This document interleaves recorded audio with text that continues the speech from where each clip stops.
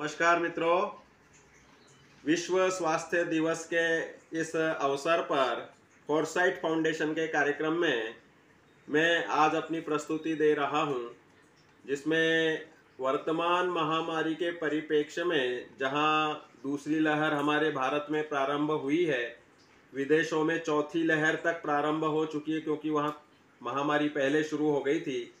तो कैसी सावधानी रखनी चाहिए, यह विषय पुनः हम यहाँ थोड़ा सा ले रहे हैं। जो अभी तक बातें नहीं बताई थी वो बातें बता रहा हूँ। देखो मित्रों, यहाँ पर मुख्य बात है श्वास लेने की।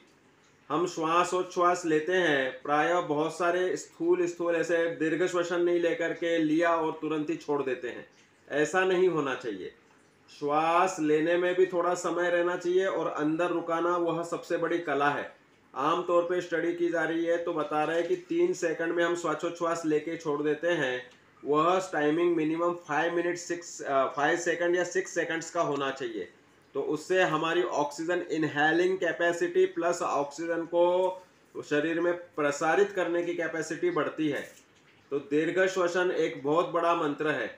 आज जितने भी घबराहट बेचैनी होकर के हॉस्पिटलाइज होते हैं महामारी में, उनका एकमात्र कारण श्वास रुकना या श्वास लेने के दौरान बेचैनी होना है।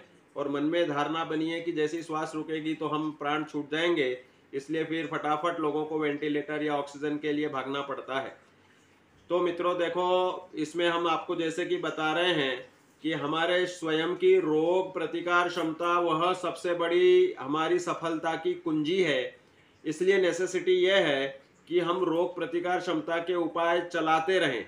अब पूर्व में यह कफ जातीय वेरिएंट वाला वायरस था और अब थोड़ा इसका रूप बदल गया और अब गर्मी के दिन शुरू हो गए।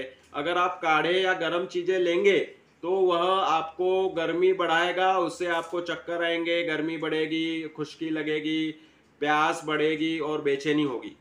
तो मित्रों, मैं इस समय पे सलाह देना चाहूँगा कि भाई आपको वह गर्मी का मौसम ध्यान में रखते हुए और खुश्की के साथ कफ न बने, इसलिए आपको अपने भोजन में, जैसे कि हमने बताया, सुबह गर्म गुनगुना सा पानी लेकर उसमें नींबू निचोड़ के लेवे ही लेवे।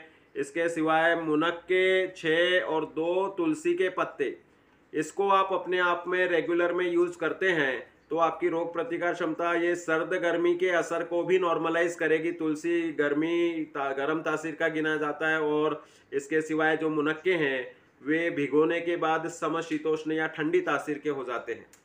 तो इसलिए इसका प्रयोग दिन में 2 बार करें। 6 मुनक्के 2 तुलसी के पत्ते का। जिन्हें कफ रहता है तो वे काली मिर्च कूट करके भी उसमें लेवें तो भी नुकसान नहीं रहेगा। ओवरऑल मुनक्के की मात्रा दिन में आपको 15 से 20 करनी है। मित्रों, 6 बादाम भिगोकर रोज लेवे। अब गर्मी के दिन आएंगे, भिगी हुई बादाम ठंडी रहती है। इसके सिवाय आपको ठंडाई का प्रयोग करना है तो बादाम, सौंफ और मुनक्के को फेंटकर और विधिवत ठंडाई बना के दिन में दोपहर में एक बार जरूर लेवे। खुश्क चीज़ों से बचने के लिए रसीले फल ज़्यादा से ज़्यादा खाना है आपको खुश्की से बचने के लिए।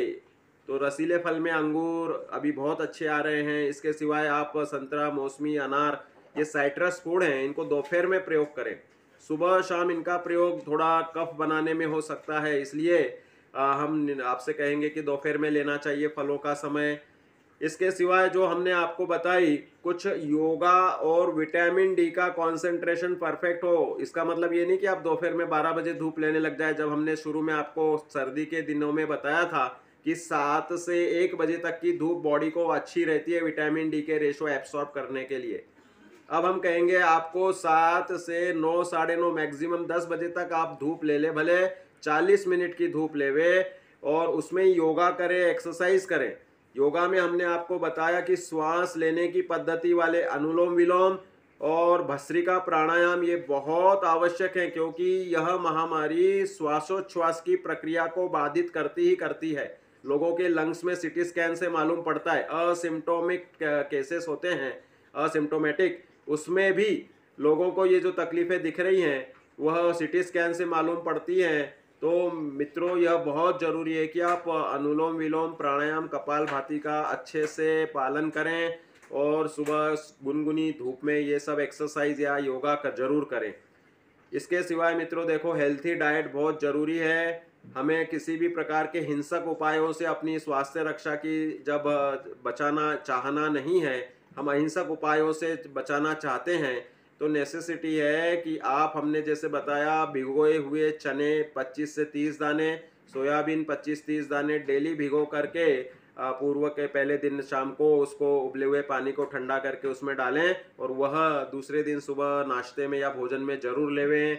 इसके सिवाय मित्रों देखो, पके हुए केले का भी एक अच्छा रिसर्च आया है कि भाई वास्तव में वह केले में पोटेशियम की मात्रा और जो उसमें पर्टिकुलर कंटेंट्स हैं, विटामिन B12 भी उसके छिलके के अंदर की सतह पे रहता है, वह हमारे लिए न्यूट्रिशियस होता है। वह भी इस महामारी को बचाने के लिए बहुत बड़ा उसका रिसर्च आया है।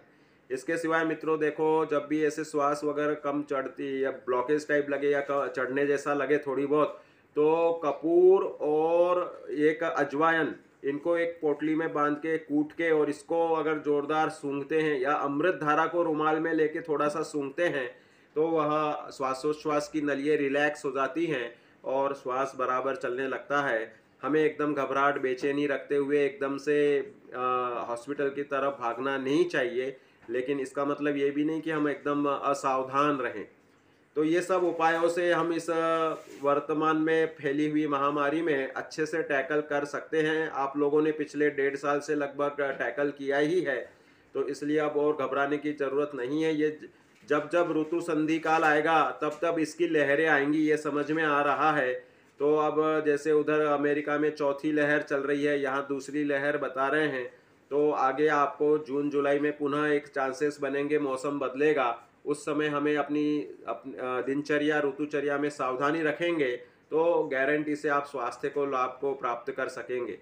तो मित्रों, ये श्वास की लेने की कला बहुत बड़ी यहाँ पर हम आपके लिए बता रहे हैं कि वह 3 से 5 सेकंड की जो समय बढ़ाते हैं, अगर आप 5 सेकंड 6 सेकंड का, तो हम स्वस्थ रहेंगे। विश्व स्वास्थ्य दिवस पर यही हम स्वास्थ्य के श्वास का संदेश आपको दे रहे हैं कि श्वास लेवें, अनुलोम विलोम करें और सभी महामारी से आप नियम से स्वस्थ रहेंगे, बचेंगे। यही यहाँ पर बोलकर मैं अपनी बात पूरी करता हूँ। नमस्कार।